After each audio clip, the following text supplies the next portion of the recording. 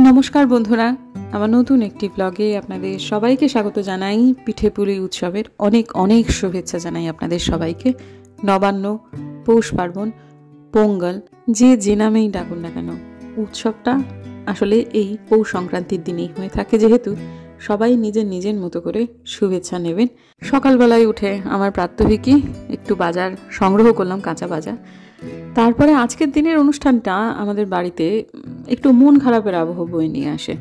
আমি আগেও বলেছি, আমার শ্বশুরমশাই ডায়াবেটিক হয়ে গেছেন, যার ফলে আমাদের পিঠেপুলির, যেহেতু উনি খুব বেশি ভালোবাসতেন, ননদও নেই, আমি খুব একটা মিষ্টি ভালোবাসি না, টুকুরও বাসি না, আর যাই হোক আমার শাশুড়ি মাও নেই, সেহেতু ঝোঁকটা অনেকটাই কম। কিন্তু যখন উনি ছিলেন এই অনুষ্ঠানটাতে, উনি একেবারে, আমি দেখেছি বিয়ের পরে যত বছর ওনাকে দেখেছি, পৌষ পার্বণের ঠিক 7-8 দিন আগে থেকে ওনার প্রস্তুতি শুরু হয়ে যেত। শুধু পিঠে বানানোর পর্বটা চলতো পরপর 3 দিন ধরে। তারপর বিভিন্ন জায়গায় প্যাকেট করে উনি পিঠে পাঠাতেন। এই উৎসবটা এই বাড়িতে ঠিক সেই রকমভাবেই হতো। আর অথচ এবার দেখুন 275 টাকায় আমার পৌষ পার্বণের বাজার শেষ হয়ে গেল। আজকের দিনটাতে আমরা ওনাকে খুব বেশি মিস করছি। হয়তো বা ওনার জন্মদিনের দিনও অতটা মিস করিনি যতটা আজকের দিনে করছি। আগের দিন আমি যে স্টিকগুলো কিনে এনেছিলাম সেগুলো আজকে এরকমভাবে এই জায়গাটাতে দিয়ে দিলাম, আমার শাশুড়িমার ছবির পাশে। এই যে ফুলদানিটা দেখছেন, এটাকে আমাকে সুমিতা দি দিয়েছিলেন কয়েকদিন আগে। আমার এক সাবস্ক্রাইবার দিদি আমাদের বাড়ি এসেছিলেন, সেদিন থেকেই ভাবছি কোথায় বসাবো। তারপর ঠিক হলো এটা আমার শাশুড়িমার পাশেই বসানো হোক। এটা উনি নিজের হাতে বানিয়ে দিয়েছেন। আজকে মায়ের কথাও খুব মনে পড়ছে। আমাদের দিনহাটার বাড়িতে পিঠে উৎসবটা হয়তো অত জকমালো করে হতো না, কারণ আমার বাবা খুব একটা মিষ্টি ভালোবাসতেন না, কিন্তু অন্যান্য উপাচার খুব হতো। সেটা হচ্ছে আলপনা দেওয়া, ঘুড়ি ওড়ানো, অনেক কিছু। কোনো কিছুই এবার নেই। এক তো টুকুরের পরীক্ষা, তারপরে আমি মায়ের থেকেও দূরে আছি, আর শাশুড়ি মা তো চলেই গেছেন না ফেরার দেশে। ওই আলপনা দিয়ে যতটুকু করবে ততটুকুই আর কি।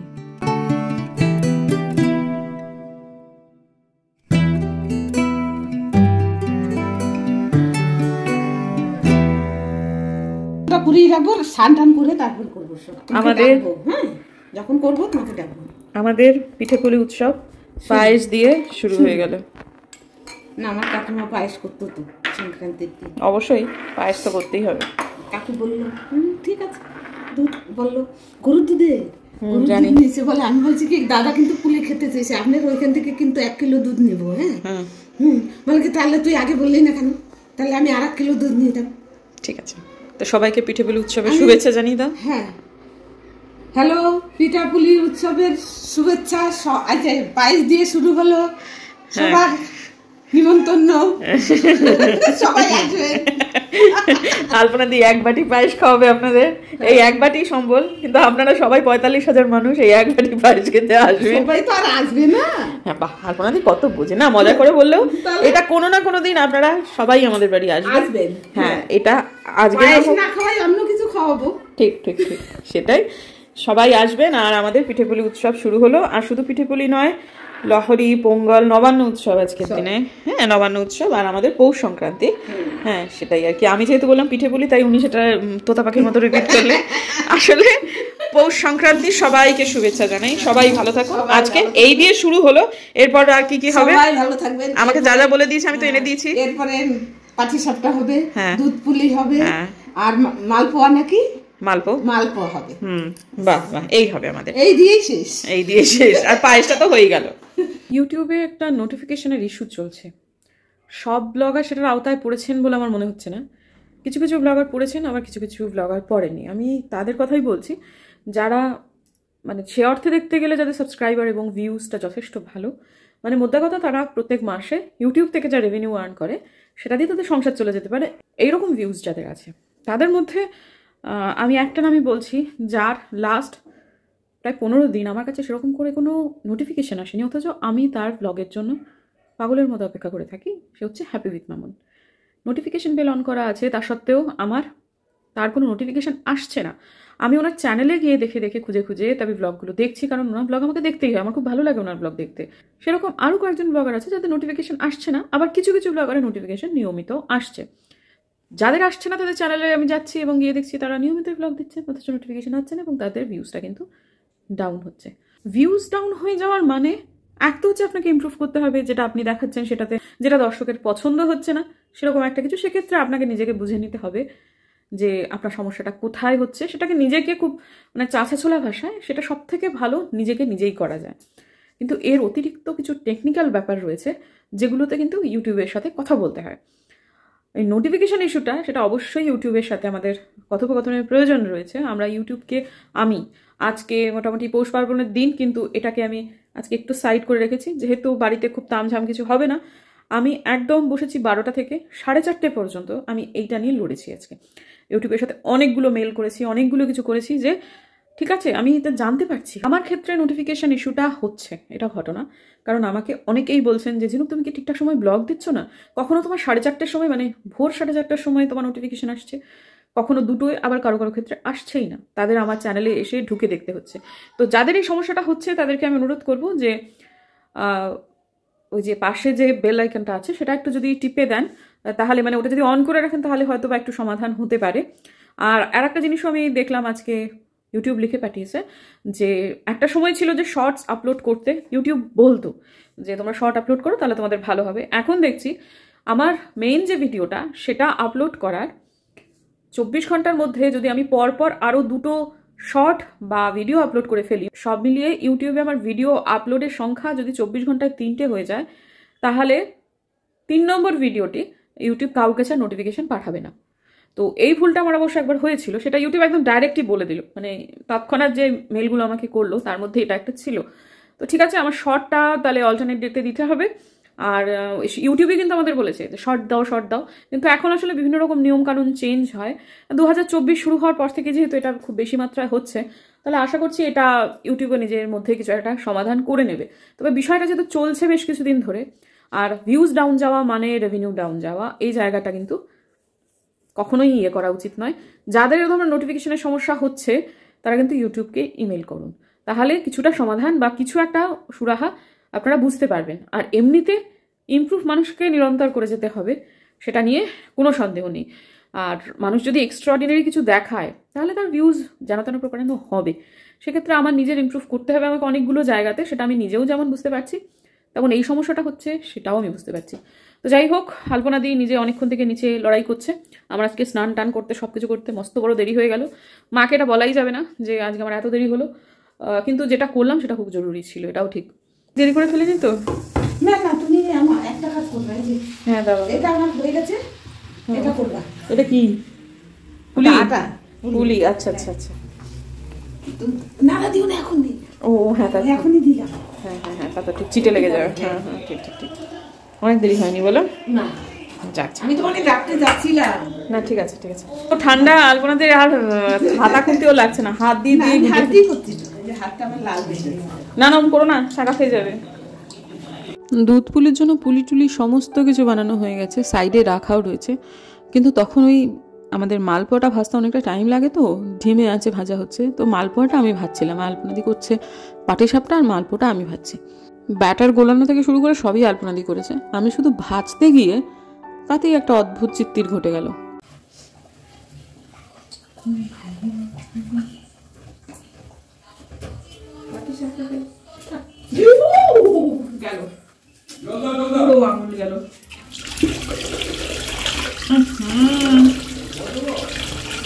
দুটো লাগবে।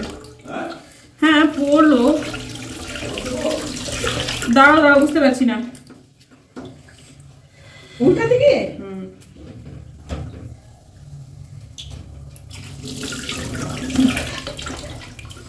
রান্নাঘরে এরকম কাণ্ড কারখানা প্রায় হয়ে থাকে, মোটামুটি সব গৃহিণীরই এরকম ছোটোখাটো অভিজ্ঞতা নিশ্চয় আছে। তবে আমার ক্ষেত্রে খুবই জ্বলছিল প্রচণ্ড, কিন্তু তাও মানে এমন কিছু নয় যেটা আমি সহ্য করতে পারছি না, কিন্তু জ্বালাটা ভালোই করছিল। মাঝে মাঝে আমি হাতে জল দিচ্ছিলাম, কিন্তু বার্নাল বা ওইগুলো কিছু লাগাইনি। এত সময় এত কিছু করি, কখনো এরকম হয় না। এখন হলো সময়টা আসলে ভালো যাচ্ছে না, কিন্তু কোথাও না কোথাও সময় খারাপ গেলেও ভগবান যে মাথার উপর আছেন সেটা সময় সময় বুঝতে পারছি। আলপনা আমাকে বারবার বলছে, বৌদি তুমি এখান থেকে যাও, তুমি এখান থেকে যাও, তোমার হাতে ওটা ফোসকা পড়বেই। কারণ একদম ফুটন্ত তেল পুরো হাতটা জুড়ে এসে লাগলো, পরপর দুটো আঙুল মধ্যমা এবং অনামিকা জুড়ে, এবং হাতের চেটো যে পেছন দিকটা সেটা অর্ধেকের বেশি, মানে অনেকটা তেল এসে পড়লো, ফুটন্ত তেল। কিন্তু যাই হোক, পরে দেখা গেল যে একটুও ফোসকা পড়লো না, একটুও না, মানে বোঝাই যাচ্ছে না যে হাতে একটা কিছু লেগেছে। এবং আমি সত্যি সবাই যখন এই সময়টা যদি রিয়েল ভয়েসটা শোনাতাম বুঝতে পারতেন, পেছন থেকে বুম্বাদা রাগারাগি করছে, যাও এখান থেকে, হাতে ফোসকা পড়বে, তুমি যাও। আমি কিন্তু কোনো ওষুধ বিষুধ কিচ্ছু লাগাইনি, আমি শুধু ঈশ্বরের নাম নিতে ওখান থেকে প্রস্থান করলাম। বাকি সবটুকুই আলপনা দিয়ে সামলালো। আর এই যে দেখুন হাতটার অবস্থা, বোঝা যাচ্ছে একটু আগে এতটা তেল পড়েছিল, কিচ্ছুটি হয়নি। আমার বরের খুব টেনশন হয়ে গেছে, এই ফোসকা পড়ে গেল বোধহয় কি একটা হয়ে গেল। কিন্তু সে তখন আমাকে ভয় দেখাচ্ছে, ফোসকা পড়লে তখন কিন্তু জামা ছেড়ে নতুন জামা পরা খুব মুশকিল, তোমাকে নিয়ে তখন ডাক্তারের কাছে যেতে হবে। সে শুনে একটু ঘাবড়ে গিয়ে আমি জামা কাপড় ছেড়ে একদম বাইরের জামা পরে রেডি হলাম। টুপুর আজকে টিউশনে গেছে, তার বাবা তাকে দিয়ে এসেছে, তখন আমি কাজ করছিলাম সেই সময়টায়। আজকে মৈত্রী ম্যামের কাছে ওদের পরীক্ষা রয়েছে, তারপর সেখান থেকে টুপুর সরাসরি চলে যাবে শঙ্কর শুভ্র স্যারের কাছে, নিজেই যাবে একজন বন্ধুর সাথে নিয়ে। তো যাই হোক, সে আমাকে, মানে আমার হাজব্যান্ড, সে আমাকে এমন ফোসকা পড়ার ভয় দেখিয়েছে যে আমি তাড়াতাড়ি করে নাইটি ছেড়ে বাইরের জামাটা একবারে পরে নিয়েছি। পরে নিয়ে তারপর দেখছি কই ফোসকা তো আর পড়লো না। তারপর আবার ছাড়বো ঠান্ডার মধ্যে, তাই জন্য 2 কিলোমিটার যে হাঁটার যে কোটাটা সেটা পূর্ণ করে নিলাম। অ্যাকচুয়ালি 3 কিলোমিটার, এই সন্ধ্যেবেলা 1 নাগারে 2 কিলোমিটার, এছাড়াও দিনের মধ্যে সারাদিনে 1 কিলোমিটার আমি হেঁটেই ফেলি। তো যাই হোক, এখন যেটা আমি নতুন কাজ শুরু করেছি সেটা হচ্ছে আমি শুতে যাওয়ার একটা অ্যালার্ম সেট করছি, এবং সেটা হচ্ছে 11টা। যাই হোক না কেন, ওই শুতে যাওয়ার অ্যালার্ম যখন বাজবে তখন আমার যা কাজ যেরকম অবস্থায় আছে সেরকম অবস্থাতে ফেলেই আমি লেপের তলায় ঢুকবো, সেটা আমার একদম মাথায় গেঁথে গেছে। কারণ আমি সকালবেলায় উঠতে পারবো না যদি আমি সঠিক সময় না শুতে যাই। আর ওই সকালবেলায় উঠে অ্যালার্ম দেওয়ার থেকে শুতে যাওয়ার অ্যালার্মটা অনেক বেশি কার্যকরী, এটা আমি নিজে কিন্তু দেখছি। আর রাত্রির 11টা মানে অনেকটার সময়, মাঝখানের সময়টাতে আমি সমস্ত কাজই অনায়াসে গুটিয়ে নিতে পারি। কোনোদিনও যদি একটু ল্যাদ লেগে যায় সেটা আলাদা ব্যাপার। আর ল্যাদটা লাগে কখন জানেন তো, যখন আমরা মোবাইল নিয়ে খুব বেশি একটা পুটুর করতে থাকি, মানে আননেসেসারি যে সমস্ত ভিডিও কোনোদিনও দেখার নয় সেগুলো দেখতে শুরু করি।